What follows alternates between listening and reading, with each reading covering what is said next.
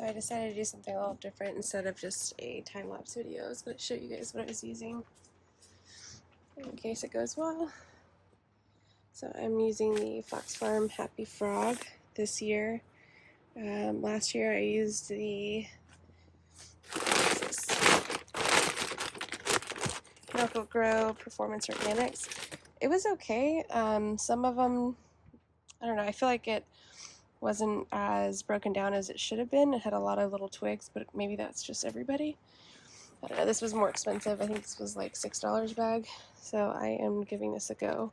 And I'm going to sift through it first, dump it into this little bucket, and should have all the nutrients that you need in it already.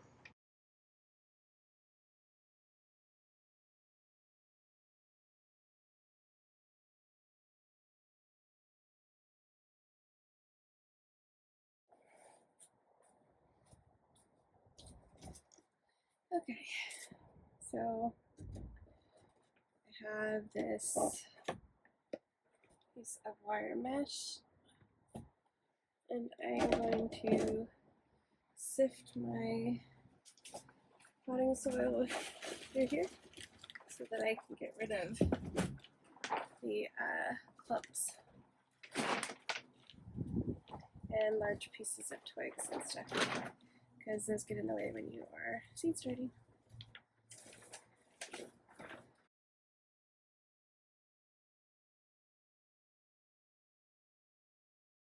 Much.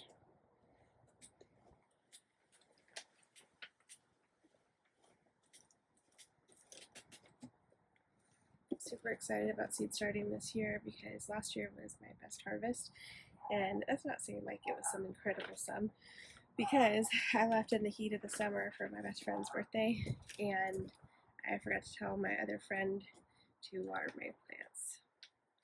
So anyway, but plants want to survive, and so some of mine did. Some of my tomato plants, I really only had tomatoes and peppers going at that time.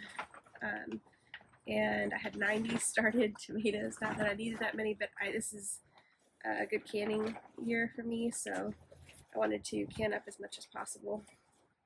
And anyway, most of them died. Whatever didn't, I was able to save the suckers from that were out of control, and I started new plants. So I think I have probably about 20, maybe, I don't know, 15 to 20 tomato plants, and then I had probably about 15 pepper plants.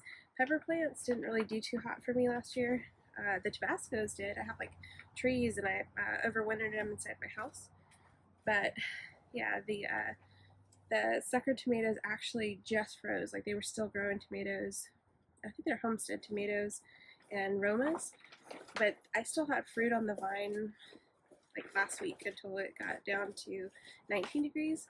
And yeah, of course it wasn't going to survive, but it was crazy. There's tomatoes on the vine on a really healthy looking plant in January. I don't know what kind of craziness this season's done, but I'm hoping that we have a really mild winter again next year, but who knows. Anyway, I'll finish doing this, and then we will start to sow some seeds.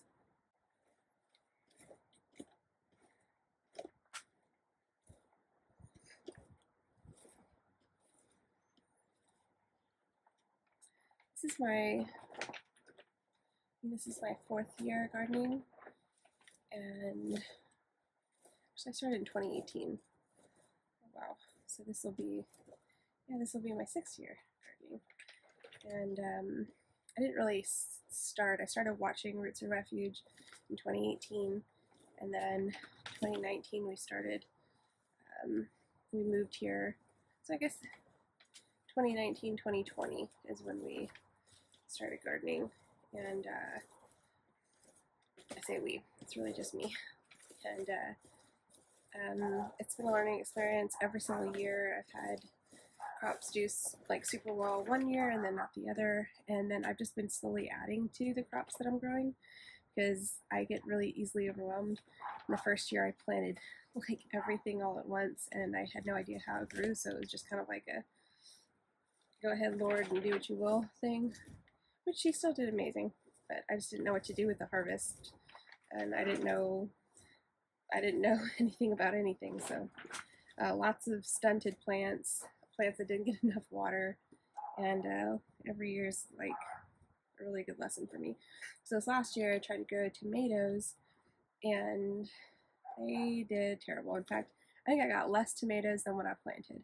So this year I'm going to work on sweet potatoes and potatoes, but also the big focus is going to be trying to harvest and sell pumpkins.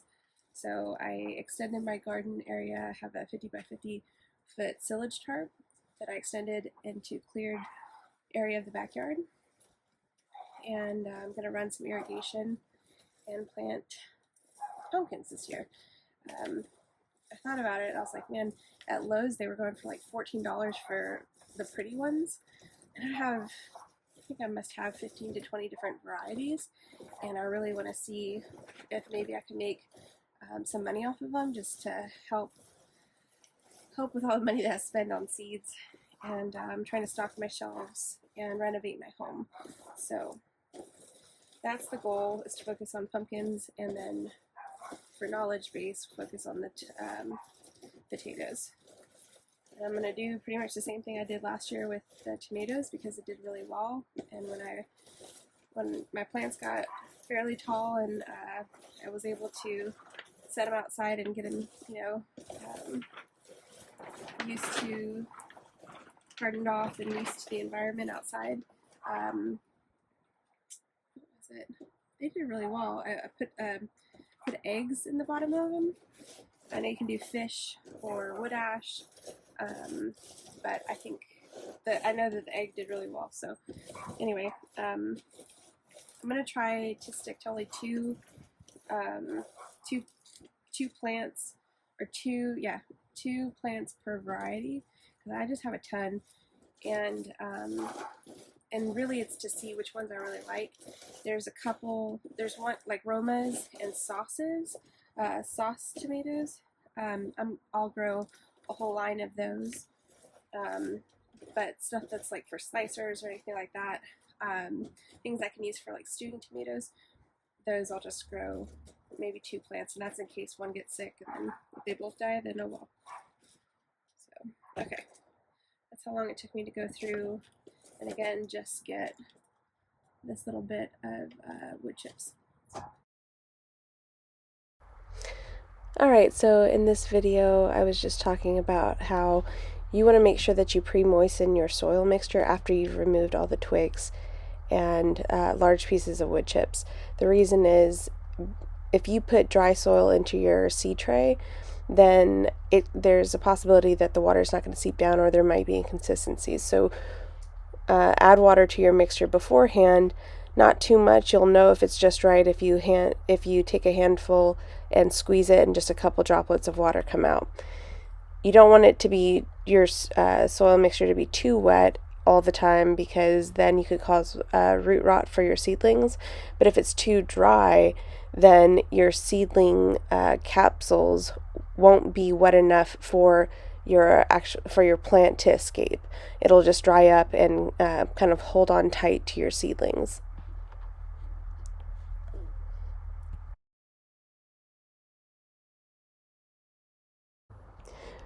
So I'm starting off with this 338 cell seed starting tray from Haas Tools, and I'm adding my pre-moistened soil. You don't want to pack it too tight when you're adding the soil mixture, because otherwise the seedlings don't have a way for their roots to escape out the back. And I'm going to go ahead and put flower seeds in this one, but you need to make sure that you remove all the twigs and big pieces of mulch, because they'll get caught in those little tiny seed cells. When they're about 2 inches, you can pot them to something like that, where it's about 2 by 2 by 4, so that they have enough area and nutrients to grow. But this is just to start your seedlings. You don't want to keep them when they're too big. But I'm using these for mostly flowers, so that I can have kind of a potager garden with both flowers and vegetables. This is also why it's important that you sift through there, because it's a little stem and it gets caught. See, I'm just lightly throwing my fingers in there. Nothing big. You just want to make sure none of those sticks and stuff are in your way.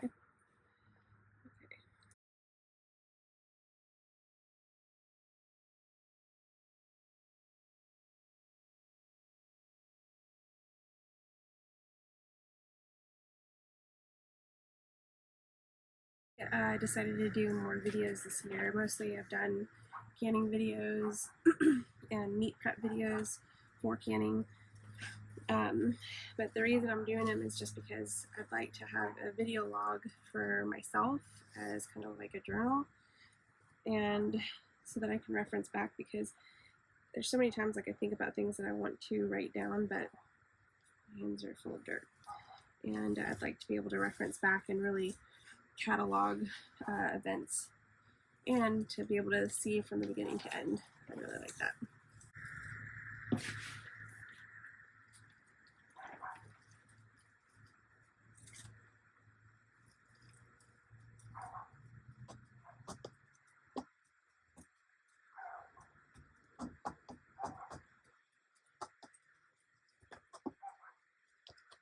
I may have to take my dog in.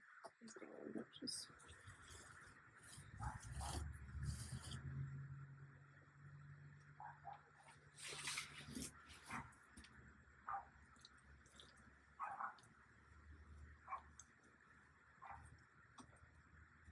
Jeter!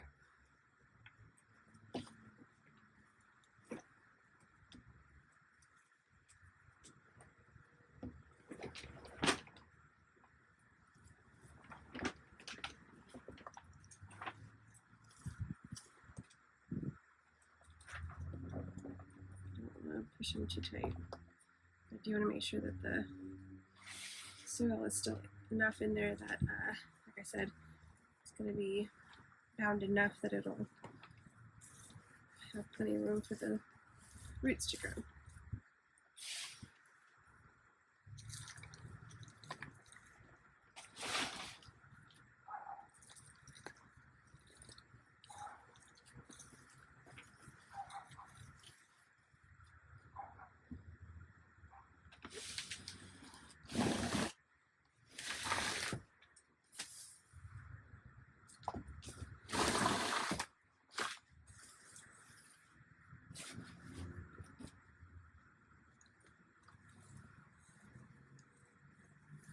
The other thing is, I don't go out a ton, and my family, they all live in a different state, so they kind of want to know what I'm doing, because all this stuff is pretty foreign to them. We just come from the city, and anyway, it's fun for them to watch the time-lapse videos, and hopefully these ones, so they can catch up on what's going on. Something really exciting I did this year that I had never done before was register my little tiny business officially, and I just sell the eggs that I have. I have 20 chickens, and I've been doing that for several years, but this is the first year that I bought with the intention of selling them. Before they were just pets. And this year I bought cinnamon queens, 5 of those, that lay up to like 320 a year, so pretty dang good. They would be a reliable breed that I could depend on the eggs. So I decided to sell them and see how they did. I'm not expecting like to make a real profit off of that, but if I can get fresh eggs every day, feed my little family of my daughter and me, and that's awesome. I really enjoy them, and then I sell them for like $5 for 18, and I think it's like just a couple cents less than at the store, but they're farm fresh. And I pay for I go to like this place called Fagio's, and they have their own blend, better than Tractor Supply, Scratch and everything like that. So I do let them free range, but not like while I'm seed starting and stuff. So I'd like to let them do more of that when I can get like a movable solar fence and then I can get the back half of my property fenced in. I have about 300 feet of fence line that I need to restore, and it's just a project I haven't gotten to yet, but I could start with the eggs. So again, I was proud of myself because I registered the LLC, Magnolia Homestead Farm in Mississippi, and so that'll be a learning curve. All in all, I haven't seen like too many big sticks in here, so that's a win.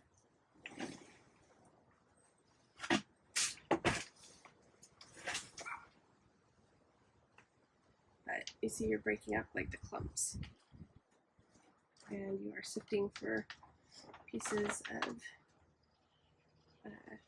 not twine, but twigs and stuff like that. Like I said, this is just a piece of metal mesh fabric cloth.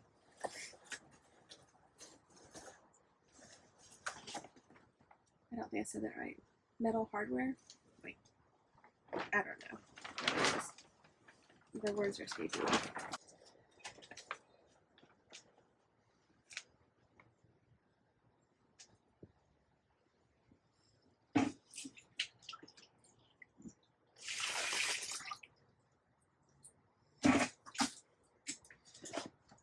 Again, I don't know the ratio. First thing, I'm just dumping some water in here, and you just want it to be able to squeeze it and have a couple drops fall out. You may need to add some more. So mix this all in.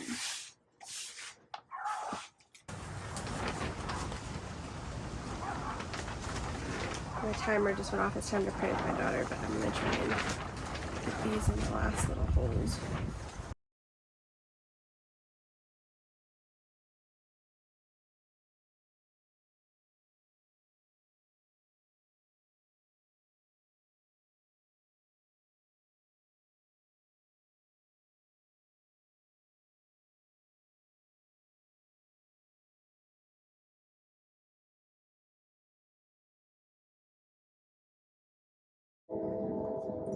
This is looking lovely.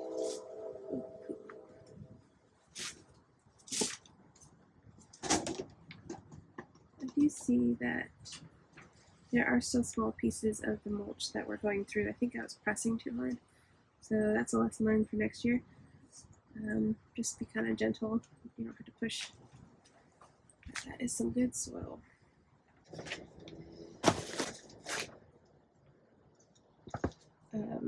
When you're pressing the soil into these little squares, it'll fall through. It's almost like, I don't know if you can see it, but there's a lot in here. Don't waste anything, because that's your money. So I'm just going to gather it up.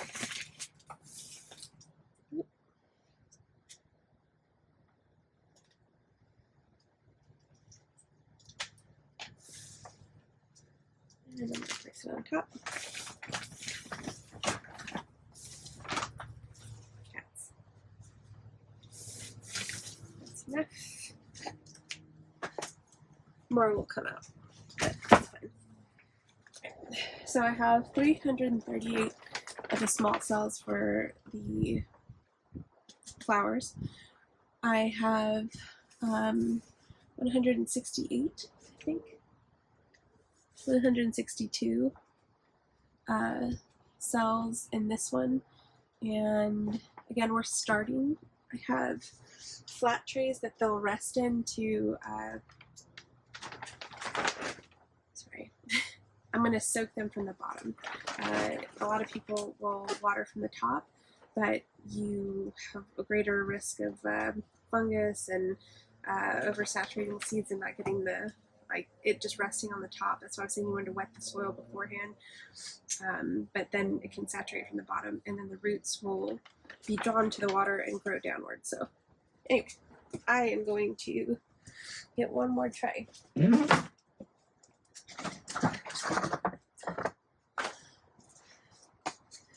Which is wild because I bought 5 of these. I went crazy.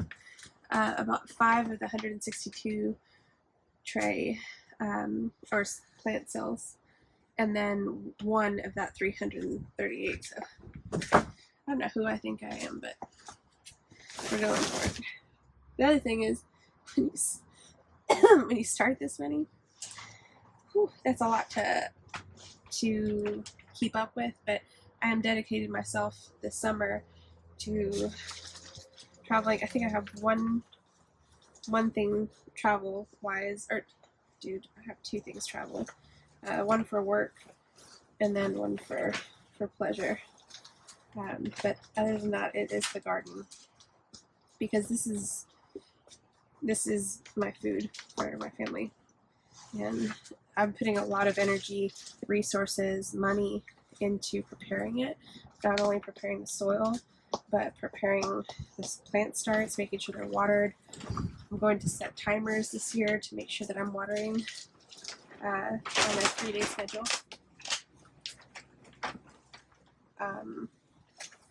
So yeah, I'm doing things, and there's a lot of intentional time and effort going into this, so I'm not going to take that lightly. And I'm going to make sure that I'm present. But also, that's the other thing, is like when you get into, I would not say that I'm necessarily like a full-blown homesteader, but that is the intention, is to be self-sufficient, to grow your own food and be self-reliant. Now, as far as like meat and stuff go, I'm in the city, so I've already read the ordinance, and you cannot have like pigs or cows or whatever. Pigs have to be on like a graded area, which is how they it's for like production pigs and stuff, or how they're raised. And I'm not trying to have them on a platform. I want them to be grazed and open pastures and live a very happy life. But I'm not ready for all that. And in fact, I'm not even sure like that'll be to my scope. I may outsource that. But this year I did want to have meat birds. I don't relish the thought of killing anything, but I do believe that it is really important for us to know that where our food comes from, especially since the FDA passed that lab-grown meat act. I don't know if there's any stipulation saying that they have to market that appropriately, and I certainly don't want to eat lab-grown meat. So, but I will outsource that, until which time maybe God will bless me with a nice farm and lots more energy, because this is a lot of work. It's a lot of work, and I love it. It's not like I said, it's very fulfilling. It's almost back to your roots kind of thing. There's some roots that I never knew I had, but it's exhausting, but it's fulfilling at the same time. So it's like parenting. It's very exhausting, but again, it's like your greatest joy.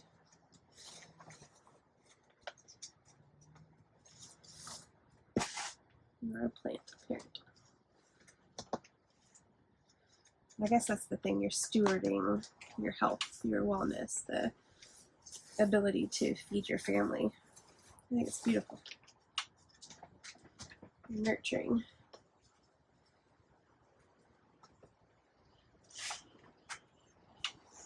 I also realized that making sourdough at home, I am not as sick and bloated as like if I go out to eat with friends and I get I love Jimmy John's, but if I have their bread, or any other bread other than sourdough, really, I get so sick to my stomach.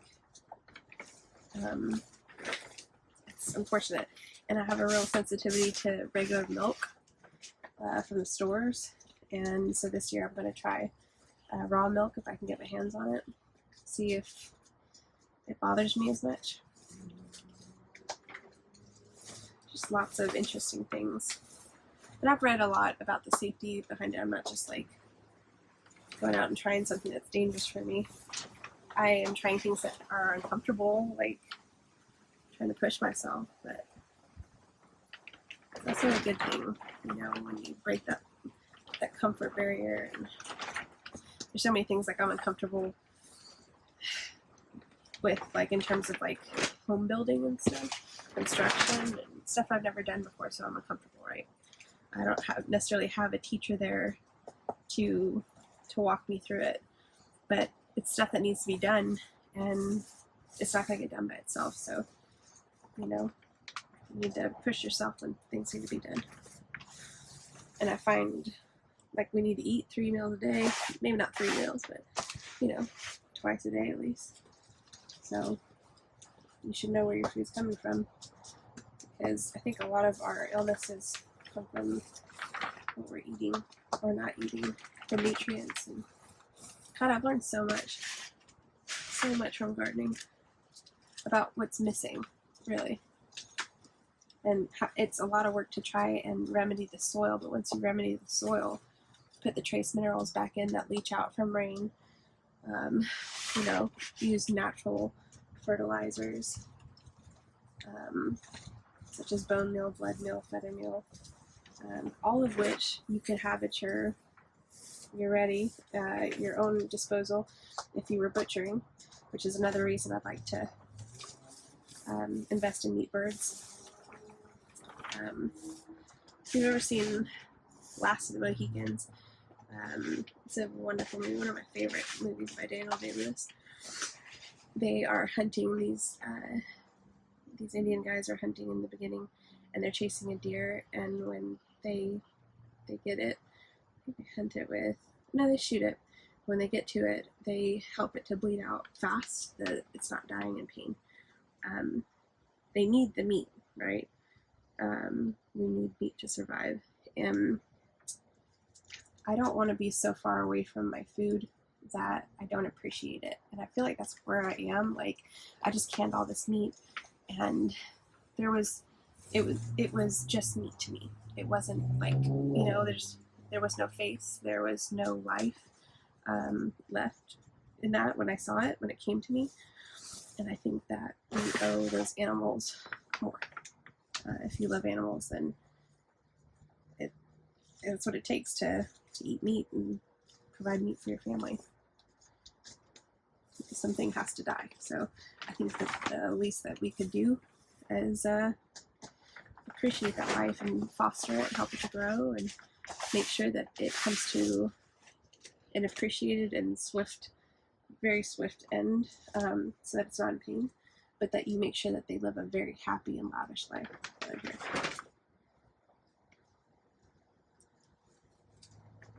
I don't want to think about them being stuck, like, you know, in a cage and living a very unfulfilling life first, and then being slaughtered.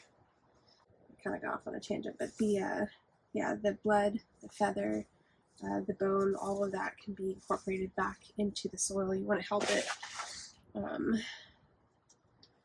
You want to help break it down so that it is readily accessible to your soil, because that takes a long time for it to be.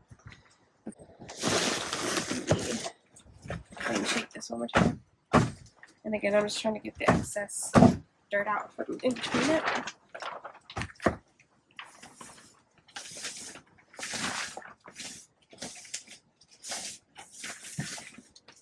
Don't want to waste anything.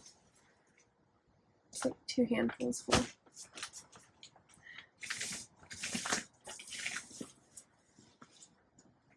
Too many.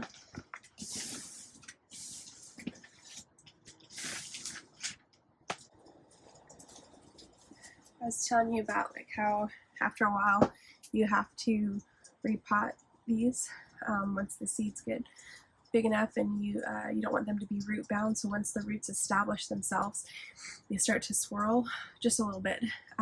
That's when it's time for you to pop these jokers out and putting into something larger. So you can see they're like, 1 by 1 cell. This is going to be, what are these, 2 or 3 by, I don't know, 2 by, I think these are bootstrap farmer. There's a little leaf on them, I can't remember. But you're going to put them into these larger, why is everything escaping me? Larger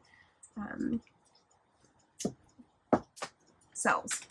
Anyway, there's holes at the bottom so that it can, again, drink, and when you water them, they'll soak up the water from the bottom instead of top watering, which can cause fungus and root rot and all kind of stuff. The roots will be drawn to the water and grow downward and it's all over a healthier plant. These are the trays that the cells are going to sit in, and I'm going to go ahead and put these down in.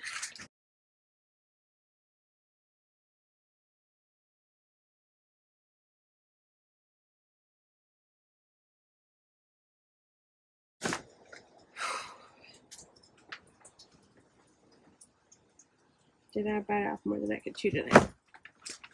I may have. Okay. Where do I want to start? Just start.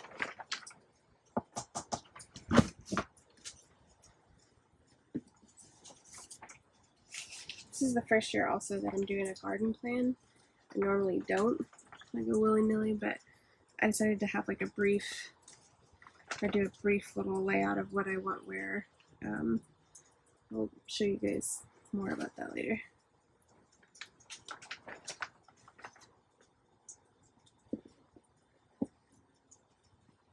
Oh, I forgot to tell you. So I have a lot of perennials. Perennials are plants that come back year after year. And then you have annuals. Annuals are only there for the year. But perennials, a lot of them need to be cold stratified, which means to be put into the refrigerator, and that's to simulate winter. If you think about it in the wild, a flower will bloom, blossom, and then dry up, and then all the seeds will fall to the ground. And winter comes, the cold covers it, ice covers it, and then in the spring it melts. And then once it hits a freeze and then the freeze goes away, it sends like, I don't know if it's an enzyme, the seed knows that it's time to grow. So it uses that, the energy from the outside of the cell to rise up, and then that's all the energy that it has is to just sprout. And then at that point it will need nutrients. So it doesn't matter if you're planting in sterile mix here, but perennials are meant to go through that cold period. And so cold stratification is when you take your seeds and you emulate that. And so you'll take your seeds, and you'll put them on a damp paper towel, fold them up, and keep them in the refrigerator for 2 weeks. Mine have been in there for about a week and a half, so it might be time to go and pull those out. And I did that with artichokes, sweet peas. Sweet peas are flowers. With a bunch of stuff, honestly. I don't even know if all of them are supposed to be in there, but anything that was pretty much perennial I did. I looked it up ahead of time, but that's my first year actually doing the cold stratification. Some people just put the whole packet inside their refrigerator. I keep all mine dry and in a damp or dark place. Not damp, dry, dark place to help with the germination. But again, because most perennials like to go through the cold period, they can stick the whole seed packet inside their freezer and they're fine.